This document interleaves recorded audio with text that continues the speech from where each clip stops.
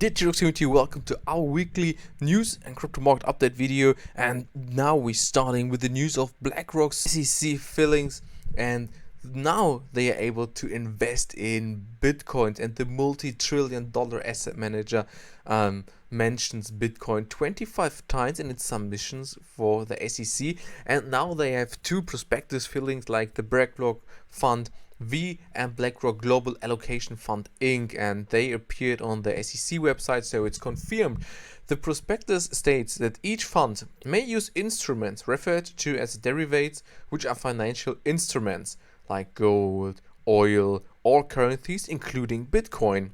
And it is quite interesting. So with these listings now, BlackRock would be able to buy Bitcoins, and of course what they stated is due to they having such a multi-trillion asset management that a fund's investment in Bitcoin futures may involve liquidity risks, as Bitcoin futures are not as heavily traded as other futures. So what we can see over here is that it's quite bullish for the market due to, as well, like Rick Reader said, that Bitcoin has the potential to take the place of gold to a large extent.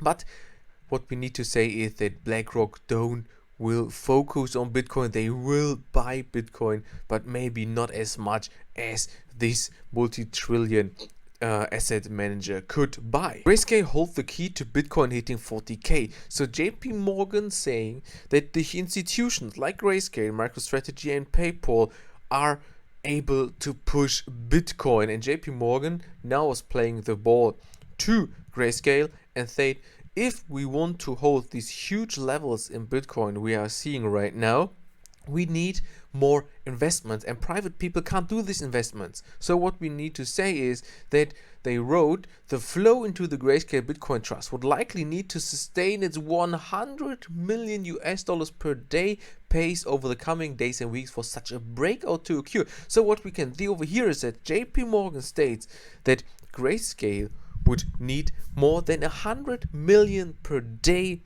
to hold these levels. This would be around 700 million per week. What we saw is that Q4 2020 was the best quarter of investments at Grayscale, and they saw generated 217.1 million weekly inflows on average. So we would need around 3 to 4 times this weekly average inflow based on JP Morgan to hold 40k. So this is why the market is right now struggling a little bit due to, of course, it's risky to invest, and we don't see a real catalyst to move up. This is a news which could drive the markets long term, but it's not pushing the price right now short term. What we're seeing here is that we will have a new Treasury Secretary under US President Joe Biden. Her name is Janet Yellen, and maybe she is even more bullish on cryptos as we thought. What she said is that she thinks it's important that we consider the benefits of cryptocurrencies and other digital assets and the potential they have to improve the efficiency on the financial system. So this is quite bullish fundamental wise. Do you see as well that the United States should be a leader in the digital asset and financial technology areas? So here definitely what's visible, the US are quite bullish for cryptocurrencies, for digital assets. This could be bullish long term if they will invest or push and regulate blockchain and crypto assets. And how I said, this won't drive the market now, but this is a positive sign to all digital assets. Look on the market, we can see that we see a split market. We're seeing red, green, green, green, red, red, green, green, red, red, red. So it's totally mixed. We're seeing Bitcoin down 7.5%, Ethereum up 15%.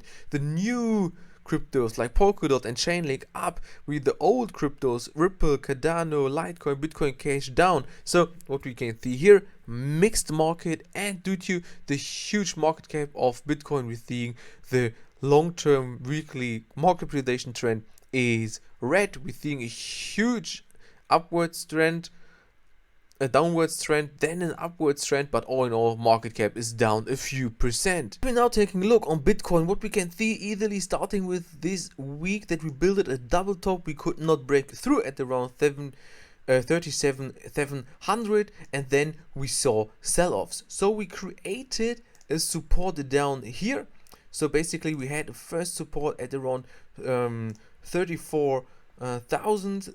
This was touched a few times, this support, how you can see 1, 2, 3, 4 times, and then the support got weaker due to the market not moved up anymore. We're seeing a double top over here. Then the market tried to wave up from this support, was not able to push higher. Then the market went down, huge downwards trend with a sell-off down to below 30k. So we broke 30k the first time since a few weeks. So this is a weekly sell-off from highest to lowest point of around 21%, and based on the all-time high, this is a downward trend of around 30%. So what we need to state is Bitcoin came down, Bitcoin had a few consolidation phases, Bitcoin has sell-offs, Bitcoin had a healthy correction, and is still above 30k. Due to what we saw after the sell-offs, Bitcoin bounced back. We then saw a bounce back from these points to the highest point of around 14.6%,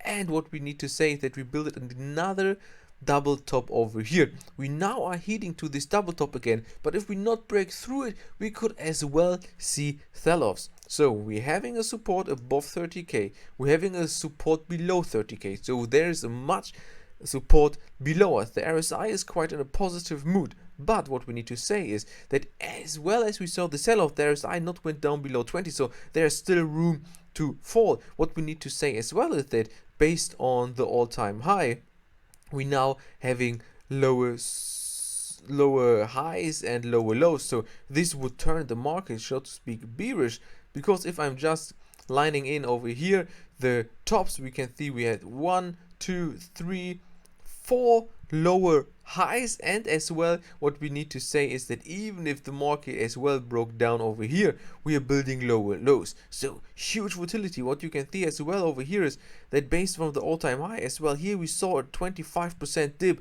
then the market just unbelievable, in a few hours went up again 27%, and then as well went down. So the volatility is huge in this market. The market is not really clear to see where it's heading to, but of course we came down a little from this 40k mark. This of course is healthy and good for new entry points.